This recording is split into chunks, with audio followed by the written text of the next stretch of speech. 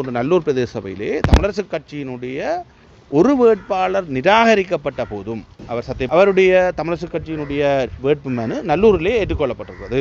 இது மிகப்பெரிய அநீதி. ஒவ்வொரு அரசியல் கட்சிக்கும் சுயேட்சை குழுக்கும் சட்டத்தால் ஏற்பாடு செய்யப்பட்டிருக்கின்ற பாதுகாப்பையே காரணமாக காட்டி ரிஜெக்ட் பண்ணக்கூடாது. அஃபிடேவிட் சைன் பண்ணல என்றால் ரிஜெக்ட் பண்ணாதேங்கோன்னு சொல்லுது, சட்ட தெளிவாக சொல்லுது. சட்டத்தின்படி தான் நிராகரிக்கிறது என்று சொல்வது அவமானம். என்ன நிராகரிக்கக்கூடாது என்று சொன்ன சட்டத்தையே நீங்கள் எங்களை நிராகரிப்பதற்காக பயன்படுத்துகிறீர்கள். தயவு செய்து வேறு ஒரு சட்டத்தை கண்டுபிடிங்கள். அந்த பாதுகாப்பையே எனக்கு ஆப்பா வச்சிருக்கிறேன். வேட்புமனு ரிஜெக்ட் பண்ணப்பட்டதுக்கான காரணமாக சொன்னது மிகப்பெரிய அபத்தம். இந்த நாட்டிலே சட்டம் ஒழுங்கிலே இருக்கக்கூடிய மிகப்பெரிய அபத்தம், மிக மோசமான சட்டமுறை. இதை நாங்கள் நிச்சயமாக மேல் நீதிமன்றமோ உயர் நீதிமன்றமோ எங்கே என்றாலும் போவோம். நேற்றைய தினம் நாங்கள் பல்வேறு சபைகளுக்கான வேட்புமனுக்களை தமிழ் மக்கள் கூட்டணியினுடைய சார்பிலே தாக்கல் செய்திருந்தோம். அந்த வேட்புமனுக்கள் ஏற்றுக்கொள்ளப்பட்டனவா இல்லையா என்பது தொடர்பில் அறிவிக்கப்பட்ட பொழுது யாழ்ப்பாணத்தில் இருக்கக்கூடிய எங்களுடைய 3 சபைகளுக்கான வேட்புமனுக்களும் கிளிநொச்சி மாவட்டத்தின் கரைச்சி பிரதேச சபைக்கான வேட்புமனுவும் நிராகரிக்கப்பட்டிருக்கிறது.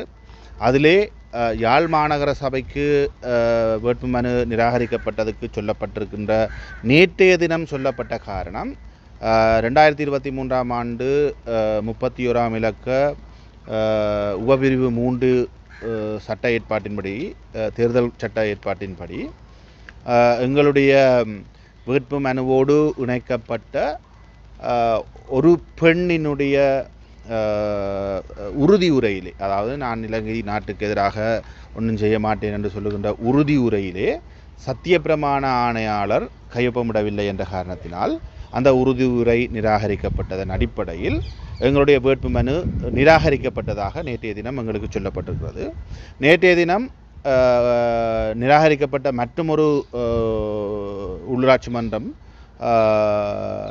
வலிகாமம் தெற்கு பகுதியில் இருக்கக்கூடிய உடுவில் பிரதேச சபைக்கான வேட்புமனுவும் நிராகரிக்கப்பட்டிருக்கிறது. அதற்கான காரணமாக சொல்லப்பட்ட விடயம் இளம் வேட்பாளர்களினுடைய விடயத்தை உறுதிப்படுத்துகின்ற விதமாக சமர்ப்பிக்கப்பட்ட பிறப்புச் சான்றிதழ் முறையாக உறுதிப்படுத்தப்படவில்லை, பிரதேச செயலாளரானால் உறுதிப்படுத்தப்படவில்லை என்பது ஒரு காரணமாக சொல்லப்பட்டிருக்கிறது. அதிலே 6 உறுப்பினர்கள் தேவைப்பட்டிருக்கிறார்கள். நாங்கள் 5 உறுப்பினர்களுடைய சான்றிதழ்களை சமர்ப்பித்திருக்கின்றோம் என்றும், ஒருவருடைய பிறப்பு சான்றிதழ் உறுதிப்படுத்தப்படவில்லை என்றும் சொல்லி வலிகாமம் தெற்கு பிரதேச சபை நிராகரிக்கப்பட்டிருக்கிறது. அதே போன்ற அதே காரணங்களுக்காக பருத்தித்துறை பிரதேச சபையும் கரைச்சி பிரதேச சபைக்குமான எங்களுடைய வேட்புமனுக்கள் நிராகரிக்கப்பட்டிருக்கின்றன. இந்த விடயங்களிலே இளம் வேட்பாளரை உறுதிப்படுத்துவது தொடர்பிலே தேர்தல் சட்டம் ஒரு விடயத்தை சொல்லுகிறது. அத்தாட்சிப்படுத்தப்பட்ட பிறப்பு சான்றிதழ் இணைக்கப்பட வேண்டும் அல்லது சத்தியக்கூற்று இணைக்கப்பட வேண்டும். அவ்வாறு இணைக்கப்படாவிட்டால் வயதை உறுதிப்படுத்த முடியாது என்கின்ற ஒரு விடயத்தை சொல்லியிருக்கிறார்கள். இதிலே யார் அதை அத்தாட்சிப்படுத்துவது என்பது தொடர்பில் அரசியல் கட்சிகளுக்கு போதியதாக தெளிவுபடுத்தப்படவில்லை என்கின்ற ஒரு விடயம் இப்பொழுது முன்வைக்கப்படுகிறது எங்களுடைய தரப்பாலே. யார் அத்தாட்சிப்படுத்துவது என்பது தொடர்பிலே தேர்தல்கள் சட்டமும் எதையும் சொல்லவில்லை. தேர்தல் திருத்த சட்டம் 2023ஆம் ஆண்டு திருத்தப்பட்ட தேர்தல் உள்ளூராட்சி மன்ற தேர்தல் சட்டத்திலே சர்டிஃபைட் காப்பி என்று தான் சொல்லுகிறார், அத்தாட்சிப்படுத்தப்பட்ட பிரதி. அந்த அத்தாட்சிப்படுத்தப்பட்ட பிரதி என்பது பல சந்தர்ப்பங்களிலே சட்டத்தரணிகளாலே அல்லது சத்தியப்பிரமாண ஆணையாளராலே அத்தாட்சிப்படுத்தப்படுவது வழமை. ஆகவே அந்த விடயத்தில் அதை ஏற்றுக்கொள்ள முடியாது என்ற வாதம் தேர்தல் திணைக்களத்தாலே முன்வைக்கப்பட்டிருக்கிறது. அது தொடர்பாக அவர்களாலே ஒரு ஊடக அறிக்கை வெளியிடப்பட்டதாக, அதாவது வேட்புமனு தாக்கல் செய்வதற்கு முதல் நாள் ஊடக அறிக்கை வெளியிடப்பட்டதாக சொல்லப்படுகிறது. ஆகவே போதிய கால அவகாசம் அதிலே இருந்திருக்கவில்லை. இரண்டாவது, அது சரியா பிள்ளையா என்கின்ற ஒரு விவாதம் எழுந்திருக்கிறது. ஆனால் யாழ்ப்பாண மாநகர சபையிலே நாங்கள் போட்டியிடுகின்ற ஒரு முக்கியமான தரப்பு உங்கள் எல்லோருக்கும் தெரியும். கடைசியாக 2 ஆண்டுகள் யாழ்ப்பாண மாநகர சபையை ஆட்சி செய்தது எங்களுடைய தரப்பு. இந்த முறை தேர்தலிலும் மிக காத்திரமான செல்வாக்கை, மிக காத்திரமான தேர்தல் முடிவுகளிலே தாக்கத்தை ஏற்படுத்தக்கூடிய தரப்பாக எங்களுடைய தரப்பு இருக்கிறது. அதிலே நாங்கள் 27 வட்டாரங்களுக்கும் மிகச்சிறந்த வேட்பாளர்களை நாங்கள் களத்திலே இறக்கி இருக்கின்றோம். எங்களை பொறுத்த மட்டும் 27 வட்டாரங்களையும் நாங்கள் வெல்லுகின்ற முனைப்போடு இந்த தேர்தல் களத்தை நாங்கள் அணுகி இருக்கின்றோம். நிச்சயமாக வெல்வதற்கான வாய்ப்புகள் மிக அதிகமாக எங்களுக்கு இருக்கின்ற நிலையிலே மிக நம்பிக்கையோடு தாக்கல் செய்யப்பட்ட வேட்புமனு நிராகரிக்கப்பட்டிருக்கிறது.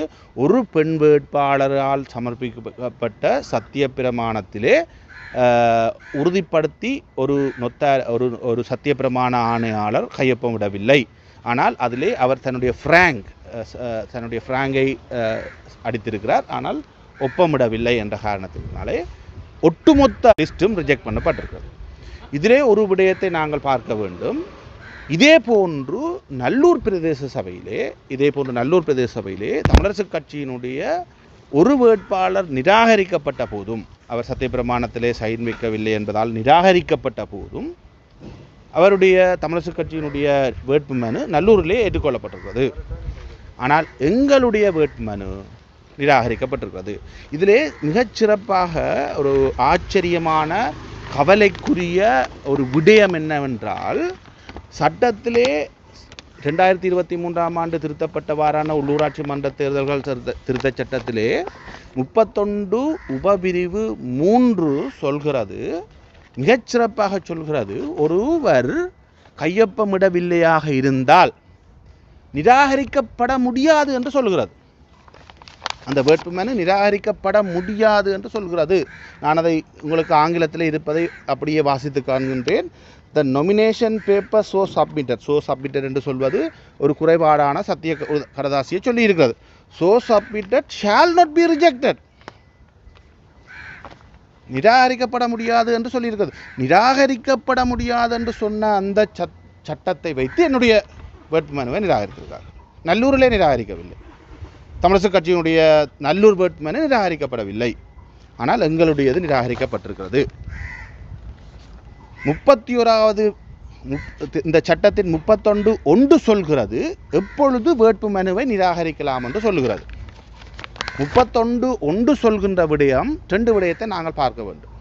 31 பி பிரிவு சொல்கிறது, மொத்த எண்ணிக்கையை கொண்ட வேட்பாளர்களை தராவிட்டால் அந்த வேட்புமனுவை நிராகரிக்கலாம். வேட்புமனுவிலே உதாரணத்துக்கு யாழ் மாநகர சபையை பொறுத்த மட்டிலே வேட்புமனுவிலே 48 பேரை நாங்கள் கொடுக்க வேண்டும். அந்த 48 பேரை கொடுக்காமல் 47 பேரை கொடுத்திருந்தால் அந்த வேட்புமனுவை நிராகரிக்கலாம் என்று 31வது பிரிவு சொல்லுது. 31வது பிரிவு மட்டும்தான் எவ்வாறு வேட்புமனுவை நிராகரிக்கலாம் என்று சொல்லுகின்ற பிரிவு. அதிலே எஃப் பிரிவு சொல்கிறது, 31(1) எஃப் சொல்லுகிறது, சட்டத்தாலே தேவைப்படுத்தப்பட்ட பெண்களையோ அல்லது சட்டத்தாலே தேவைப்படுத்தப்பட்ட இளைஞர்களையோ யுவதிகளையோ உள்ளடக்காவிட்டாலும் வேட்புமனுவை நிராகரிக்கலாம். வேட்புமனுவில் உள்ளடக்காமல் இருந்தால் அதன் பிரகாரம் இவர்கள் எங்களுக்கு தந்த அறிவுறுத்தலின் பிரகாரம் வட்டாரத்தில் 4 பெண்கள் மாநகர சபையில் இருக்க வேண்டும். விகிதாசாரத்தில் 10 பெண்கள் 12 பெண்கள் மாநகர சபையில் 10 பெண்கள் மாநகர சபையில் இருக்க வேண்டும். இளைஞர்கள் 12 பேர் மாநகர சபையில் இருக்க வேண்டும் என்று சொல்லியிருக்கிறது. இதிலே நாங்கள் இளைஞர்கள் எல்லாம் எங்களுக்கு பிரச்சனை கிடையாது. இங்கே மாநகர சபையில் இதிலே எங்களுடைய நொமினேஷன் பேப்பர் வேட்புமனுவிலே வட்டாரத்தில் 5 பேரை கொடுத்திருக்கிறோம், விகிதாசாரத்திலே 10 பேரை கொடுத்திருக்கின்றோம், 12 இளைஞர்களை கொடுத்திருக்கிறோம். இதிலே கொடுக்கப்பட்ட 10 பெண்களில் ஒருவருடைய சத்தியக்கூற்று பிழை என்று சொல்லுகிறார்கள். ஆகவே நொமினேஷன் பேப்பரின் படி நாங்கள் சரியாக கொடுத்திருக்கிறோம். நொமினேஷன் பேப்பரிலே பெண்கள் இருக்க வேண்டிய அளவு கொடுக்கப்பட்டிருக்கிறது. ஆகவே சட்டம் சொல்லுது சரியாக இருந்தால் நிராகரிக்க முடியாது. வேட்புமனுவை நிராகரிக்க வேண்டுமாக இருந்தால் இந்த 2 ஒரு பிரிவிலே நிராகரிக்க வேண்டும். ஒன்றில் மொத்த வேட்பாளர்களில் குறைபாடு இருக்க வேண்டும், அல்லது பெண்கள் அல்லது இளைஞர்களில் குறைபாடு இருக்க வேண்டும் என்றால் ரிஜெக்ட் பண்ணலாம். ஆனால் நாங்கள் சரியாக கொடுத்துருக்குறோம். 31 உபபிரிவு 3 சொல்லுகிறது ரிஜெக்ட் பண்ணக்கூடாது. அஃபிடேவிட் சைன் பண்ணல என்றால் ரிஜெக்ட் பண்ணாதேங்கோன்னு சொல்லுது, திட்ட தெளிவாக சொல்லுது. ஒரு ஆள் சைன் பண்ணலைன்னா அவரை மட்டும் நீக்கி விடுங்கோ, மற்றாக்களை நிராகரிக்காதீங்கோ என்று தெளிவாக சொன்ன சட்டத்தை வச்சுத்தான் எங்களுடைய வேட்புமனுவை நிராகரித்திருக்கிறார்கள். அப்பொழுது நான் கேட்டேன், நீங்கள் இந்த சட்டத்தின்படி தான் நிராகரிக்கிறது என்று சொல்வது அவமானம். என்ன நிராகரிக்கக்கூடாது என்று சொன்ன சட்டத்தையே நீங்கள் எங்களை நிராகரிப்பதற்காக பயன்படுத்துகிறீர்கள். தயவு செய்து வேறு ஒரு சட்டத்தை கண்டுபிடியுங்கள் என்று சொல்லியிருக்கிறேன். ஏனென்றால் நாங்கள் வேட்புமனுவை நிராகரிக்கக்கூடாது என்று சட்டம் சொல்லியிருக்கிறது.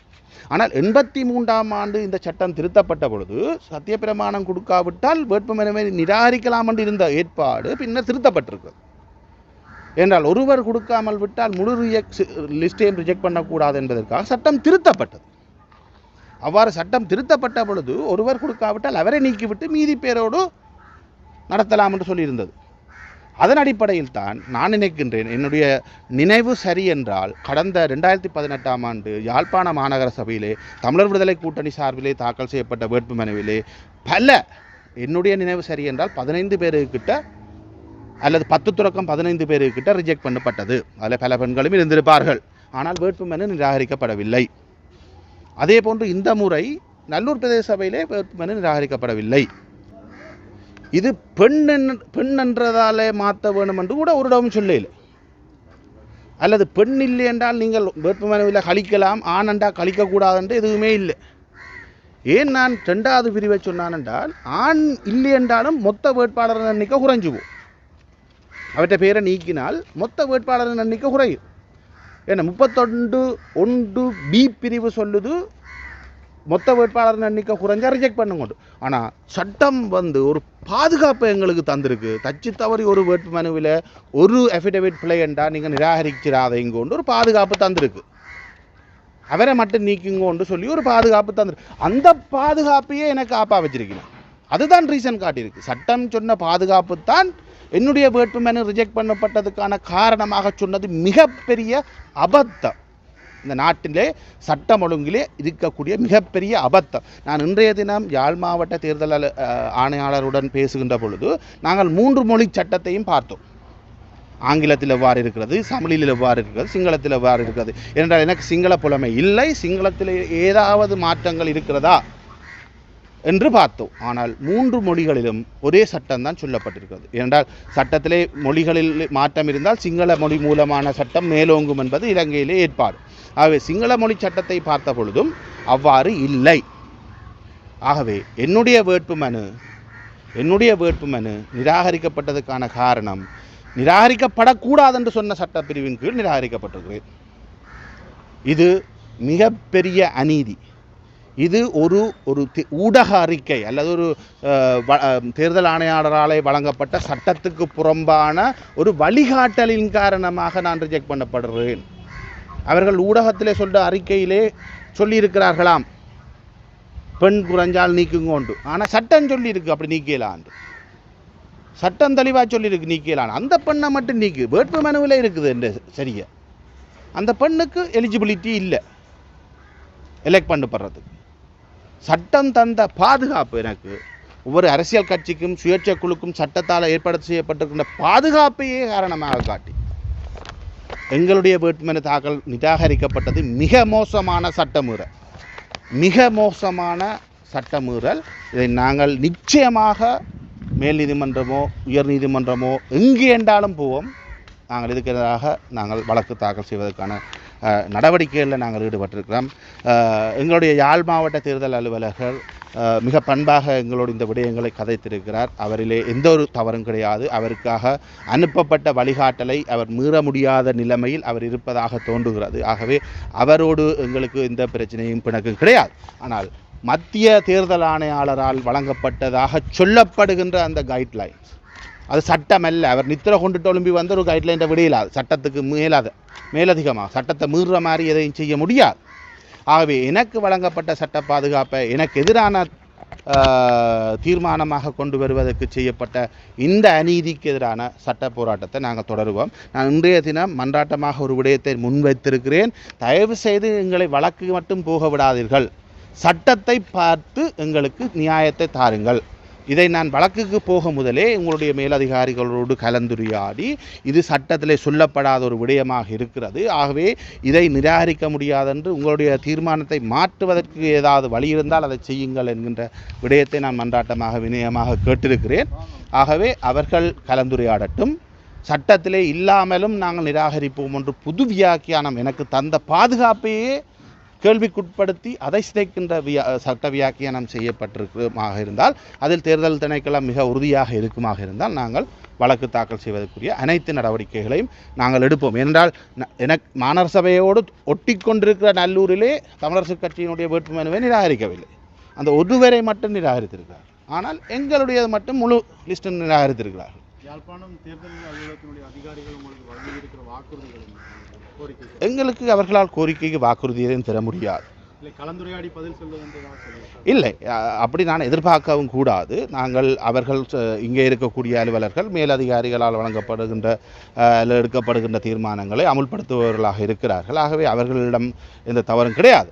ஆனால் நான் சொல்லியிருக்கேன், சட்டத்தை நீங்கள் கதைக்க முடியுமாக இருந்தால் கதைத்து, சட்டத்தில் எங்கேயாவது இருக்கிறதா என்றால் நீங்கள் கதைத்து, இதை நீதிமன்றத்தில் போய் நாங்கள் தீர்ப்பை காண்பதற்கு முன்பாக இதை நாங்கள் உள்ளூர தீர்த்து கொள்ள முடியுமாக இருந்தால், நீங்கள் உங்களுடைய முடிவை மாற்ற இயலுமாக இருந்தால் தயவு செய்து அதை செய்யுங்கள் என்ற கோரிக்கையை நான் முன்வைத்திருக்கிறேன். என்றால் ஒரு சட்ட போராட்டம் நடத்துவதற்குரிய கால விரயம், நேர விரயம், பண விரயம் எல்லாத்தையும் கருத்தில் கொண்டு தயவு செய்து சட்டத்துக்கு புறம்பாக எனக்கு வழங்கப்பட்ட பாதுகாப்பையே எனக்கு எதிராக பயன்படுத்துகின்ற நேர் எதிரான அணுகுமுறையை தயவு செய்து மாற்றிக்கொள்ளுங்கள் என்கின்ற கோரிக்கையை வினயமாக விட்டிருக்கு. சுரேஷ் பிரேமச்சந்திரன் சொல்லியிருக்கிறார், பிரதீபன் தனக்கு இருக்கிற அதிகாரத்தை பயன்படுத்தி இவற்றை நிறைவேற்றி இருக்கலாம், இதை பரிசீலனைக்காக கொழும்புக்கு அனுப்பியது தவறு என்ற ஒரு குற்றச்சாட்டை முன்வைத்திருக்கிறார். நீங்களும் அவருடைய அதிகாரத்தை கொண்டு உங்களுடைய இதை நிவர்த்தி செய்திருக்கலாம் நினைக்கிறீங்க?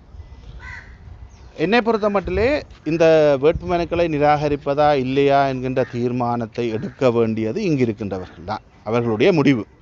அவர்களுக்கு சந்தேகம் இருந்தால் மேலதிகாரிகளிடம் கேட்டு சந்தேகங்களை தீர்த்து கொள்ள முடியும். பிறப்புச் சான்றிதழ் தொடர்பாக சந்தேகங்கள் இருந்ததாலே அல்லது பலருடைய நிராகரிக்கப்பட்டதாலே கொழும்புக்கு அவர்கள் தகவலை அனுப்பி அது தொடர்பாக கேட்டிருக்கிறார்கள். ஆனால் எங்களுடைய விடயம் தொடர்பாக அவ்வாறு கேட்கப்பட்டதாக எனக்கு தெரியவில்லை, அல்லது கேட்டார்களா என்பதும் எனக்கு தெரியாது. ஆனால் அவர்களுக்கு ஏற்கனவே 16ஆம் தேதி 3ஆம் மாதம் வழங்கப்பட்ட வழிகாட்டலின்படி அதில் மேலே கொழும்பு தேர்தல் ஆணையத்திலிருந்து ஒரு கடிதம் அனுப்பப்பட்டிருக்கிறது. அதை காண்பித்து தான் நிராகரித்திருக்கிறார்கள். ஆனால் அது மிக தவறான அணுகுமுறை. நீங்கள் வழக்குக்கு செல்வதற்கு முன்பதாக இந்த தேர்தல்கள் அதிகாரிகளுக்கு ஒரு அவகாசம் வழங்குகிறீர்களா? இல்லை, இப்போ எங்களுக்கு தேவை, சில கால அவகாசம் எங்களுக்கும் தேவைப்படுகிறது. காரணம், நாங்கள் உரிய ஆவணங்களை சட்ட ரீதியாக பெற்றுக்கொள்ள வேண்டும் எங்களுடைய வழக்கை தாக்கல் செய்வதற்காகவே. அந்த காலப்பகுதியில் ஒரு வேண்டுகோளாக இதை நான் சட்டத்தை சுட்டிக்காட்டி ஒரு வேண்டுகோளாக நான் முன்வைப்பதற்கும் விரும்புகிறேன். ஆனால் அந்த முடிவில் நான் தங்கியிருக்கப் போவதில்லை. நிராகரிக்கப்பட்டதற்கான காரணத்தை எழுத்து மூலம் தந்திருக்கிறார், நாளைய தினம் தருவதாக சொல்லியிருக்கிறார்.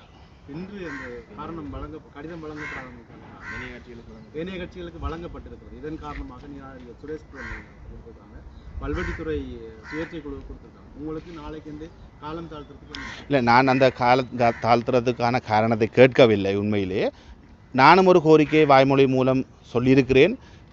எனக்கு தந்த சட்ட பாதுகாப்பையே எனக்கு எதிராக திருப்பக்கூடாது, தயவு செய்து இதை ஒருக்கா மேலதிகாரிகளுடன் கலந்துரையாடுங்கள் என்று சொல்லியிருக்கிறேன். அவ்வாறு கலந்துரையாடி எனக்கு சாதகமான பதிலை தந்து எங்களுடைய வேட்புமனு ஏற்றுக்கொள்ளப்படுமாக இருந்தால் நான் வழக்குக்கு போக தேவையில்லை. நாளைய தினம் அல்ல, 2 நாள் கழித்து தந்தாலும் எனக்கு சந்தோஷம்தான். தெரியாது.